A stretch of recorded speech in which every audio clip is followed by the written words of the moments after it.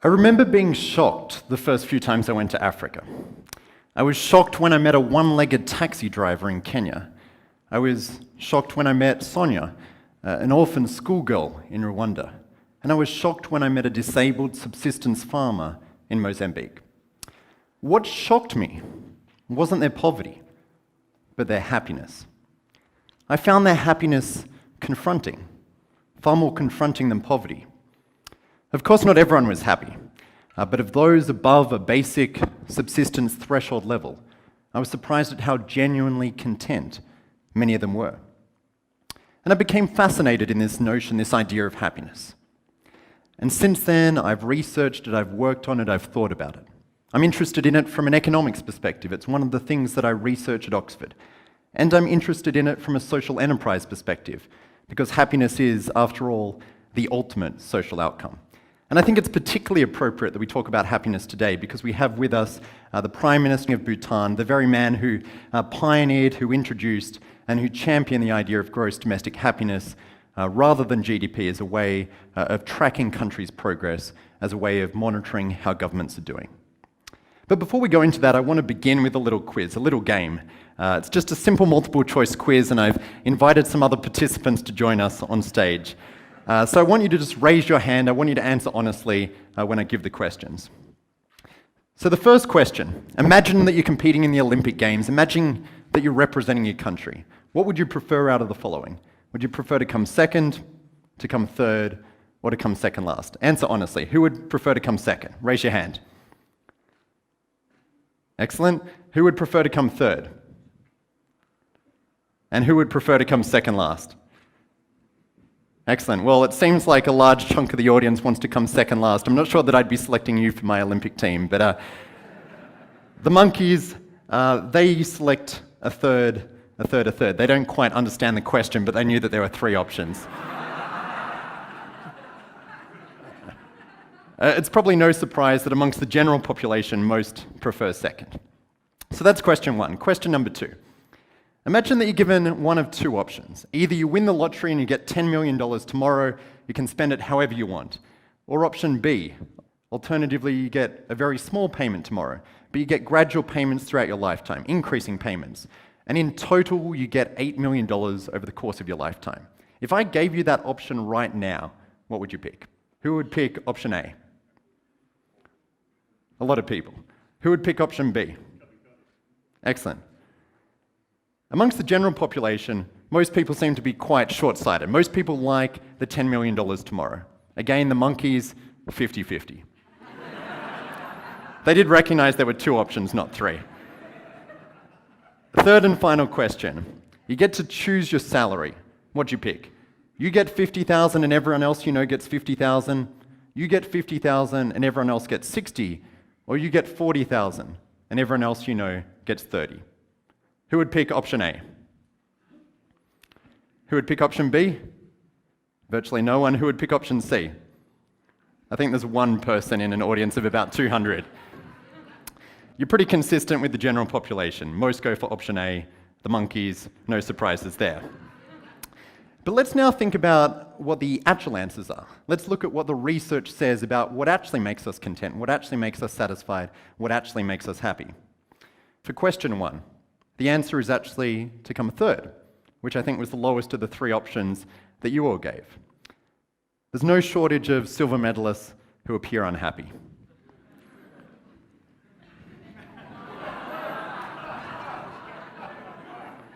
So that was question one. Question two, I think you did better on.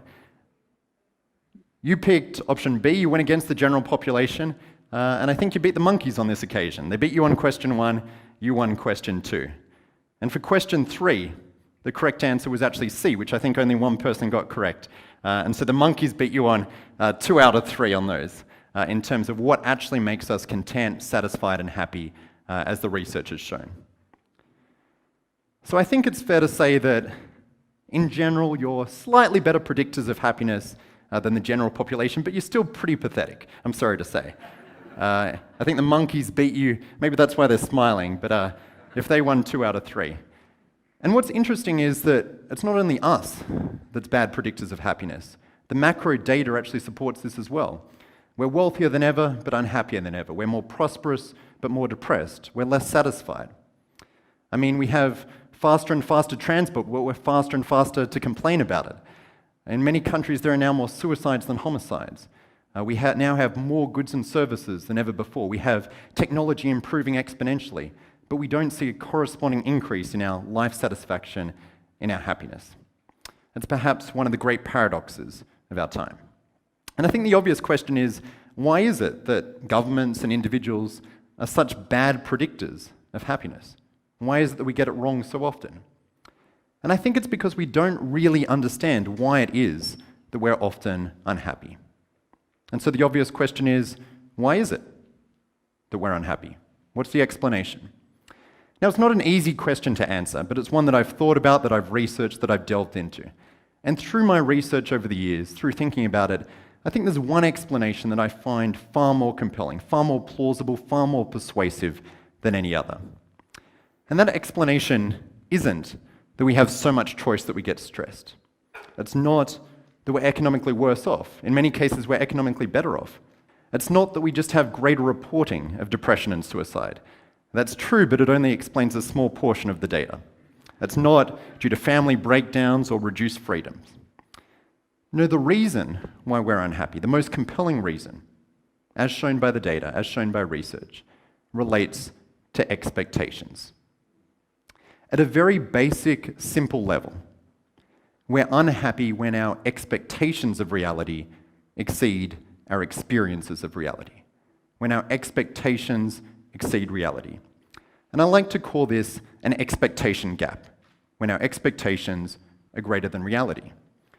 It's a very simple concept, but it's a hugely important concept to fully understand, to fully get our head around. And to help us get our head around it, I like to think in terms of 3 different types of expectation gaps. 3 different types of gaps based on the different ways in which we form expectations.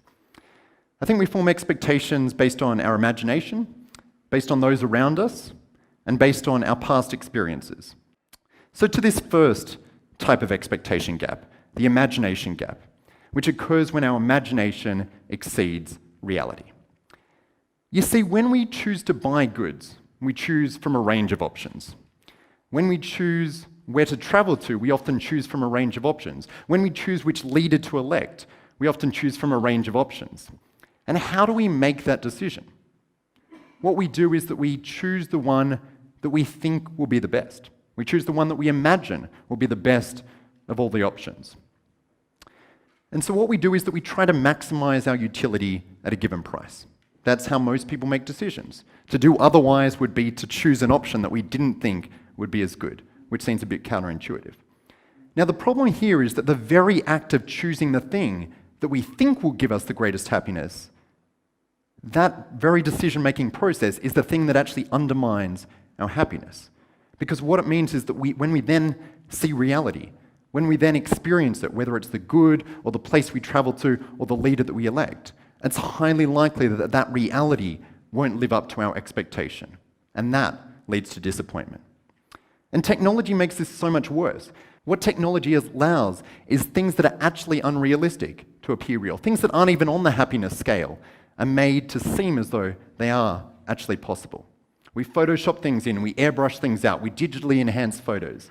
And what this does is it makes us romanticize travel. It makes us come up with fantastical ideas about places that reality simply can't live up to. So we think Sagrada Familia looks like this, when it actually looks like this.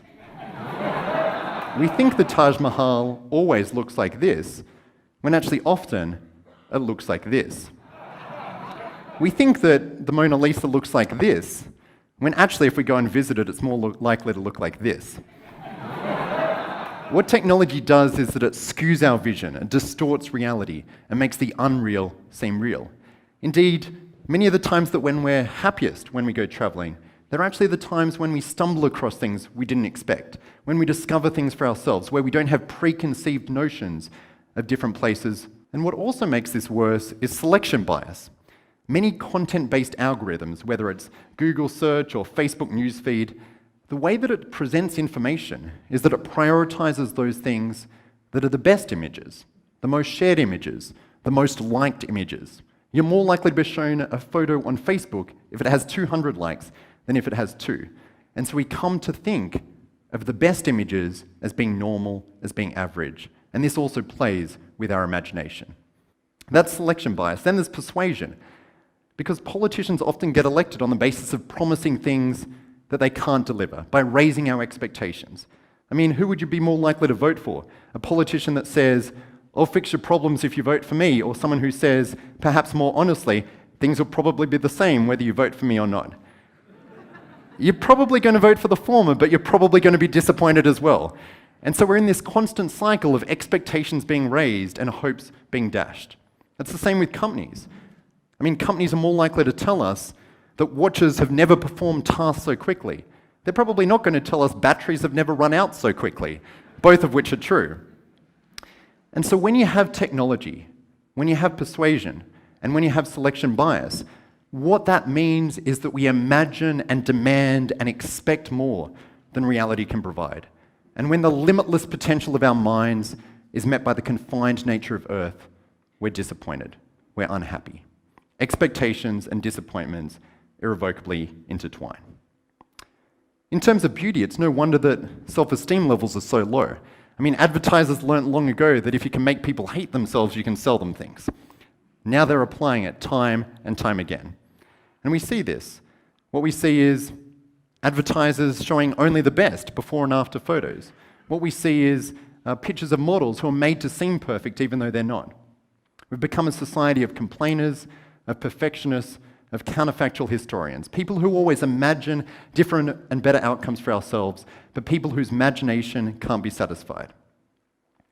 So that's the imagination gap. That's why our imagination exceeds reality, and that's the first main reason why we're unhappy. The second main type of expectation that we have, I like to call the interpersonal gap. It's where we compare our reality to the reality of others. Put simply, we judge ourselves based on what we experience around us. If you earn $50,000 and you're in a poor neighborhood, you'll feel rich. If you earn $50,000 and you're in a wealthy neighborhood, you'll feel poor. If you get a small pay rise but everyone around you gets a large pay rise, you'll be disappointed. Your gain is someone's pain is your gain. Unfortunately, it's a bit of a zero-sum game, or so it seems. And it's not only relative income that matters, it's also relative appearance that matters. One person's plastic surgery is another's psychic loss. Indeed, research has shown that we're actually happier when we're with worse-looking people, because we're perceived by others to be objectively better looking. So now when your friend asks you to come to a bar or to a club with them, you know why. And what's particularly interesting about this is that we have an asymmetry of emphasis. We prioritize, we focus on one end of the spectrum. We focus on the rich, the famous, the beautiful, and pay less attention to the other end. And so we're made to seem poorer, we're made to feel poorer, made to feel less successful than we actually are. It's almost as though we're running on a hedonic treadmill, constantly striving to be happy, but getting no closer. Because when our standard of living improves, if everyone else's standard of living improves as well, we don't always feel happier. So that's the second way in which we form expectations, based on others around us. The third and final way is based on our past experiences. I call this the intertemporal gap. And we're unhappy when our past reality is better than our present reality. Take two people who have the same average lifetime income, but person A whose income decreases over their lifetime, person B whose income increases. Now, research shows that you're always happier if you're person B, if you have that increasing income, even though the average might be the same. Why is this? It's because of something that psychologists refer to as anchoring. We compare to our past, and if you're constantly improving, constantly exceeding expectations, constantly moving forward, you're generally happy. The reverse is true if you're person A. And so what this means in terms of raising children, I think often we tend to spoil children. We tend to give them everything, to want to give them the best start in life. But often the best intentions don't always lead to the best outcomes. Yes, we should support children, but if we give them everything, then it's much harder for them to have what I call a positive intertemporal gradient. It's harder for them to improve over time throughout their life, and that actually potentially undermines their happiness. And while I'm talking about parenting, I think another problem in our society is that we tend to tell children that they're special, that they're unique, that they're one of a kind, that they're amazing. We tell them that they can be Prime Minister or President, that they can be the next Mark Zuckerberg. We tell them that they'll be Beyonce one day. What this means is that we raise their expectations. And so when that child gets a normal job, when they start a business and it fails like most do, when their singing career peaks with a rendition of Single Ladies in the shower, they're disappointed. They're unhappy. Their expectations haven't been satisfied. Yes, we want to give children self-belief, but we don't want to delude them and we don't want to delude ourselves. So what we see is that our happiness is largely determined by expectations. Our expectations are largely determined by what we consider to be normal. And what we consider to be normal is largely based on our imagination, based on others around us, and based on our past. And so we have these constant battles, the battle between our imagination and our reality, the battle between the reality that we experience and what we think or perceive that others experience, the battle between our reality and our past reality. How can we win these battles? Well, I think the first challenge, the challenge for entrepreneurs and businessmen, for parents, for legislators, for magazine editors, is to take happiness seriously, to take expectations seriously. I think often we relegate happiness to the world of art, not science. We dismiss it. We think of it in terms of hippies rather than businessmen. What we want is for entrepreneurs to focus on actually improving contentment, not just increasing consumption. In terms of winning the imagination battle, I think it's important that we make it known to content providers the importance of actually having realistic representations of images, people, and places and events. And we might even go so far as to ban things like digital enhancement in ads. In terms of winning the interpersonal battle, I think it's important that governments prioritize income equality and that we learn to compete against ourselves rather than against others.